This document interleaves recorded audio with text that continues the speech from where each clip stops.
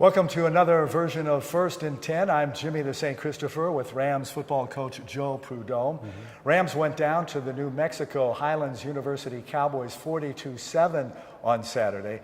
Coach, how displeased were you with the performance, especially after the strong second half the week before against Millsaps? Yeah, I was pretty disappointed in how we played.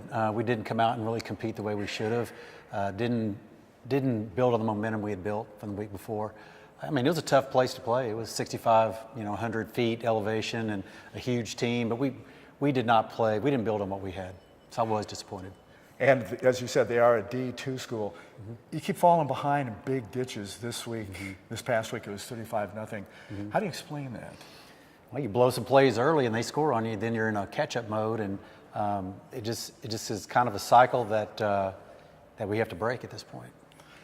And the Rams weren't outscored, though, for the third week in a row in the second half. So the second half, is that against their second team, or do they have pretty much They kept their starters in until pretty deep in the fourth quarter. Then they started to pretty much, I'd say about halfway through the fourth quarter, they started some substituting at that point. And as we said, they are a D2 school. How much does your program learn from playing a D2 school? Oh, it helps a lot. I mean, you're playing some really experienced guys that are, well coached and very physical.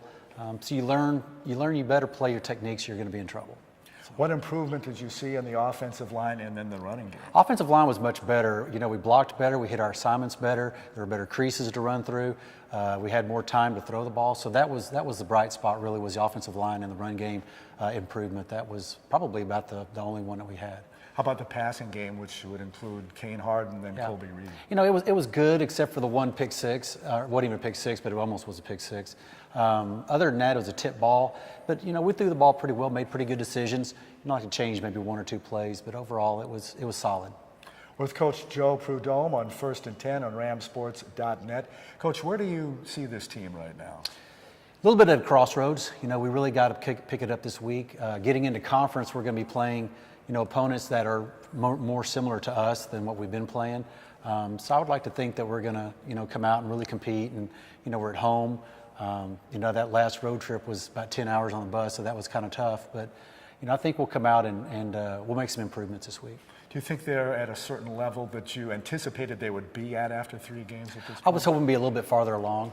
I was hoping we'd build on the momentum that we had from the week before. Had we done that, then I would have felt pretty good about that. But there's a lot of room for improvement, and it's our job to get them there. How did you come out injury-wise? Had some injuries that I wasn't real happy with. Eric Richards has a shoulder injury, and we had another shoulder injury with Parrish. Dixon Smith, one of our starting corners, had an ankle injury on our tight end, Van Cleve. So, those 3 injuries were, they're probably not long-term in any stretch, but, they did knock him out of the game. So that did affect some of the things that we were doing.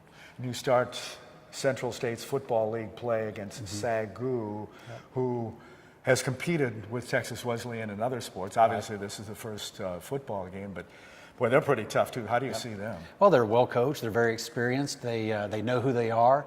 They have a very strong identity of their play action, and the defense is, they're solid. They do a lot of different things on defense to confuse the offense. And they hired Sam Harrell as an offensive coordinator, and he's an offensive guru. So they've really taken that level up a little bit more, and they're well coached, and an older team, and we got to be ready to go and be real sound in what we do. They whacked Texas College 54-7 with that Collins kid at quarterback. He looks like he's something. He's very good, and he got hurt last year, and that hurt him a lot. He got hurt early on, and they had to go to their backups, and it hurt their season, quite a bit. But he's back, he's healthy, and he's an operator.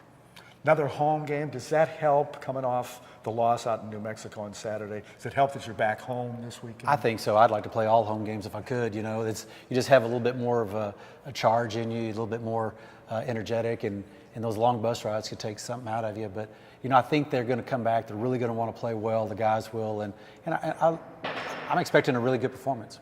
Speaking of long bus rides, I forget if I asked you last week, but did you leave on Thursday to take the long bus ride? We left Friday morning. We got there around 6 o'clock Mountain Time there. So it was, it was quite a long bus ride.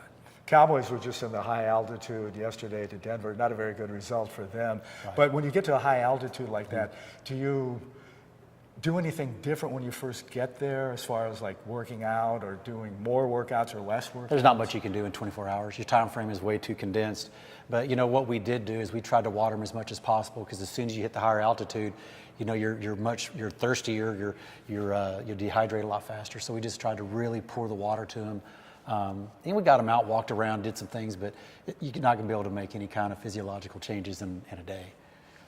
Game 2 at home at Farrington Field in beautiful Fort Worth, right across from the Will Rogers Coliseum, happens this Saturday. It's a 2 o'clock start against Sagu. Now at noon, the Ram Zone, sponsored by Hank FM, will go at 12 o'clock on the east side of Farrington. So remember, no open flame, no alcohol, but it'll be good to be back home again for you guys. Can't wait to get back home. Can't wait. Coach, good luck on Saturday, and we'll talk to you next week. Thank you.